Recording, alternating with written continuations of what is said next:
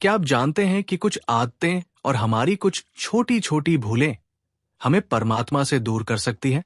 वो कौन सी रुकावटें हैं जो भक्ति के मार्ग में खड़ी हो जाती हैं? आज हम जानेंगे कि आखिर क्यों कुछ लोगों को अथक प्रयास के बाद भी ईश्वर की अनुभूति नहीं हो पाती, और कैसे हमारा ये शरीर, हमारा ये जीवन परमात्मा तक पहुंचने का एक साधन मात्र है, मंजिल नहीं।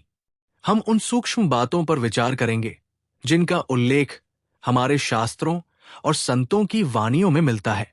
अगर आप भी आध्यात्मिकता के मार्ग पर हैं या जीवन के गहरे रहस्यों को समझना चाहते हैं, तो ये वीडियो आपके लिए है।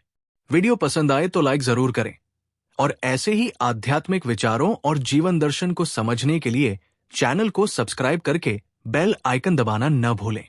क्या कभी आपने सोचा है कि जैसे एक गाड़ी हमें मंजिल तक पहुंचाती है, पर वो खुद मंजिल नहीं होती, वैसे ही हमारा ये शरीर है।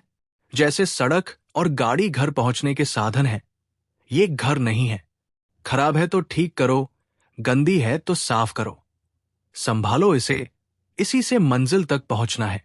खराब हुई तो मालूम नहीं दूसरी मिले न मिले, कब मिले, पर इसी से लिपट कर मत बैठ जाना, इसी की सफाई करते न रह जाना, इसी को घर मत समझने लगना। ठीक ऐसे ही ये शरीर भी भगवान तक पहुंचने का साधन है। इसे संभालो, स्वस्थ रखो, पर जो इसके भीतर बैठा है, जो आत्मा है, उसकी भी तो सुध लो। उसी से ये जीवित है, उसी से इसकी कीमत है। इस शरीर को ही भगवान मत समझो कि पी बेटा पी घी, तू ही पुत्र तू ही धी। इसकी पूजा करने मत लग जाना। शरीर की ही पूजा करने वाले को भगवान नहीं मिलते। आपको क्या लगता है, आज के समय में हम शरीर को साधन समझ रहे हैं या साध्य? नीचे कमेंट्स में बताएं। अब बात करते हैं उस तत्व की जिसके बिना आध्यात्मिकता का पौधा मुरझा जाता है, श्रद्धा। श्रद्धा आपय, श्रद्धा जल है। इससे ही आध्यात्मिकता का बगीचा हरा भरा रहता है। इसके बिना वो सूख जाएगा। श्रद्धा के अभाव में तो शंका और संदेह की कंटीली झाड़ियां ही रह जाएंगी। अश्रद्धावान को भी भगवान नहीं मिलते। क्या आपने कभी श्रद्धा की शक्ति का अनुभव किया है?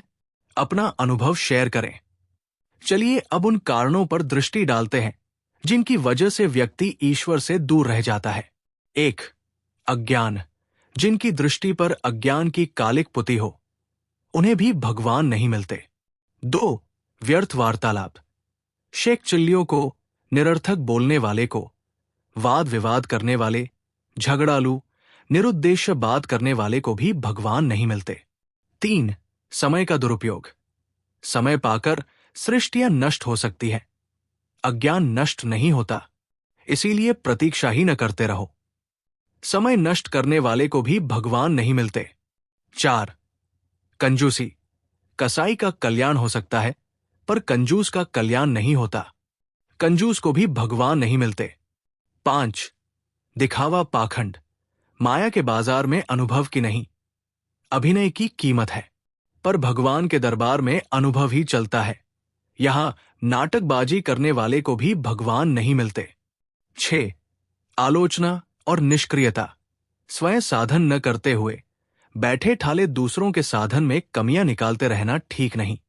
किनारे पर खड़े खड़े तमाशा देखने वाले को मोती तक नहीं मिलता, भगवान कैसे मिले? तो तमाशबीनों को भी भगवान नहीं मिलते। 7. अपरिपक्व उपदेशक। नया साधक समझता है कि मैं सबको समझा लूंगा, पर वो खुद उलझ जाता है।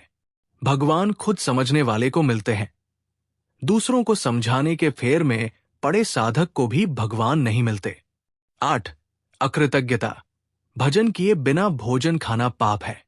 भगवान का नमक खाते हो तो हक चुकाओ, भजन करो। जो भोजन तो खाता है पर भजन नहीं करता, उसे भी भगवान नहीं मिलते। साधना में मन और निरंतरता।